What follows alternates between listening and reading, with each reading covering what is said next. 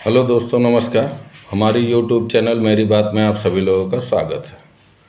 दोस्तों, आज हम चर्चा करने जा रहे हैं जो हमारे ओजस्वी बालक श्री महेश रेखे ने जो कीर्तिमान स्थापित किया है, हम सभी देशवासियों के लिए बहुत गर्व का विषय है और हमारे ब्राह्मण समाज के लिए भी बहुत आदर्श स्थापित कर दिया है महेश रेखे ने। लेकिन कुछ ईर्ष्यालु प्रवृत्ति के लोगों को मैं एक आईना दिखाना चाह रहा हूँ, क्योंकि आवश्यक हो गया है उनको आईना दिखाना। वैसे तो मैं किसी का अपमान करना नहीं चाहता और ना ही किसी को नीचा दिखाना चाहता हूँ, लेकिन सोशल मीडिया पे इन लोगों ने क्या है कि कमेंट कर कर के पूरा भर दिया है, अपनी ईर्ष्या उगल दी है ये लोगों ने। इसलिए मैं इन लोगों को आईना दिखाना चाहता हूँ। तो बंधुओं, ये लोग क्या बोलते हैं कि महेश रेखे ने कौन सी ऐसी उपलब्धि हासिल कर ली है, क्या कर दिया है उसने, कौन सा रिसर्च कर दिया, कौन सा दवाई बना ली। अरे तो मूर्खों, मैं आप लोगों को एक बात बनाना चाहता हूँ कि महेश रेखे ने जो किया है उसका वर्णन करने का कोई मतलब नहीं है, क्योंकि तुम्हारे समझ में ही नहीं आएगा उन्होंने दंड क्रम का मतलब क्या होता है और उसने ये कीर्ति स्थापित करने में कौन सा चमत्कार किया है। उसकी चर्चा करने का तो कोई मतलब नहीं है, क्योंकि आप लोग जब यही नहीं समझ पाए कि उसने क्या किया है तो उसकी विवेचना करने का कोई औचित्य बनता नहीं है।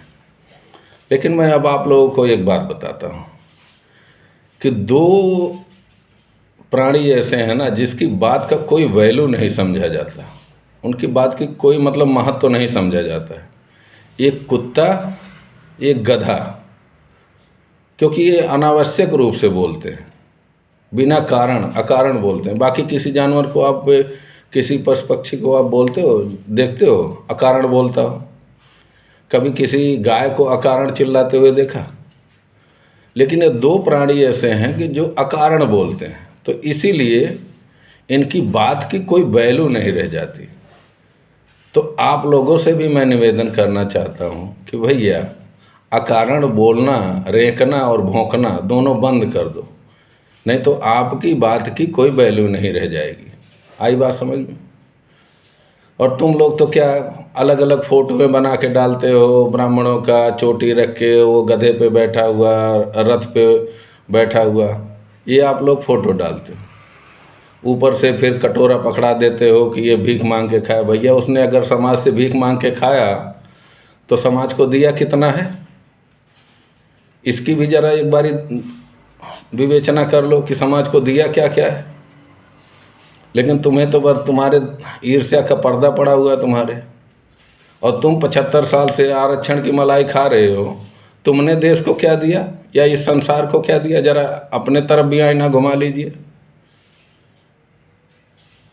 ये भी तो सोच लीजिए कि 75 साल से पैदा होने से लेकर मरने तक आरक्षण ही लेते हो, और समाज को क्या दिया तुमने? कोई साइंटिस्ट पैदा किए?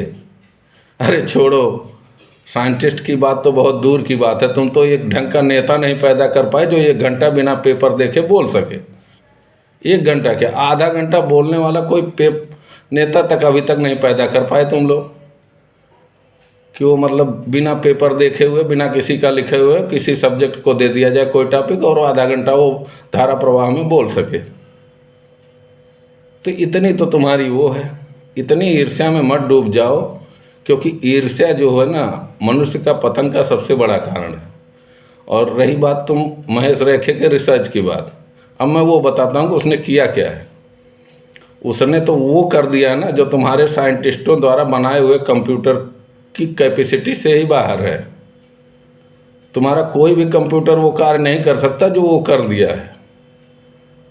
और उसने रिसर्च नहीं किया, लेकिन कई रिसर्चों को पैदा कर दिया है। हजारों वैज्ञानिकों पे ये सोचने पे मजबूर कर देगा कि मानव मस्तिष्क की कैपेसिटी कितनी है, क्योंकि उसने ऐसा चमत्कार किया है। हजारों वैज्ञानिक ये सोचने पे मजबूर हो जाएंगे। और रही बात ये, तुमने बोलते हो ना गूगल जरा कर लेना, कंप्यूटर में जो एल्गोरिदम है ना, वो संस्कृत भाषा में है। आई बात समझ में? जो कि ब्राह्मणों की ही देन है। और एक चुनौती मैं आप लोगों को और देना चाहता हूँ, दुनिया के किसी भी साइंटिस्ट को रिसर्च करने को बोल दीजिए, और जो ब्राह्मणों ने दिया है ना, दशमलव, जीरो, अनुपात, वर्गमूल, ये जो ब्राह्मणों ने दिया है ना, बोल देना ये 4 चीज़ ना लगाए और रिसर्च करके बता दे। आई बात समझ में? तुम लोगों को ईर्ष्या में तुम लोग इतने अंधे हो चुके हो, तुम्हें अपने देश का कुछ भी अच्छा लग ही नहीं रहा है। तुम सिर्फ विदेशियों को, हर चीज़ विदेशी, हर चीज़ विदेशी, वही अच्छा है, वही अच्छा है। जरा एक कोई रिसर्च करके बता दे चारों चीज़ों का बिना प्रयोग करे हुए। और वो जो है ना, महेश रेखे ने कई रिसर्चों का वो जन्मदाता बन गया है।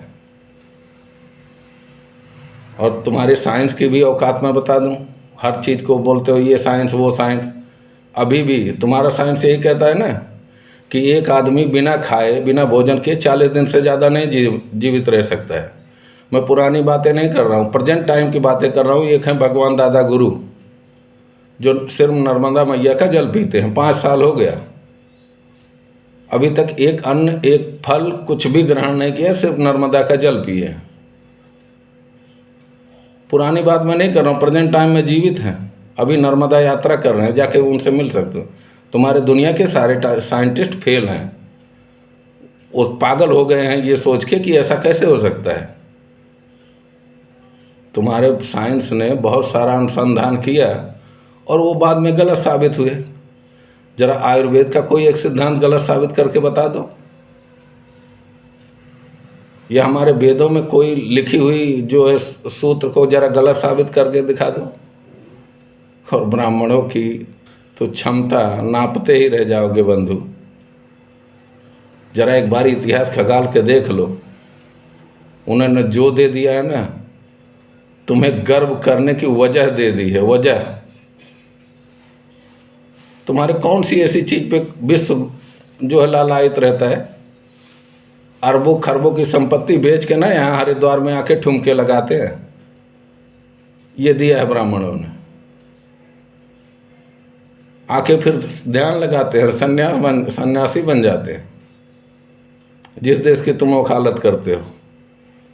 तो भैया, हमारा उद्देश्य किसी को अपमानित करना नहीं रहता है, लेकिन कभी कभी क्या है, जवाब देना इतना आवश्यक हो जाता है कि हम विवश हो जाते हैं।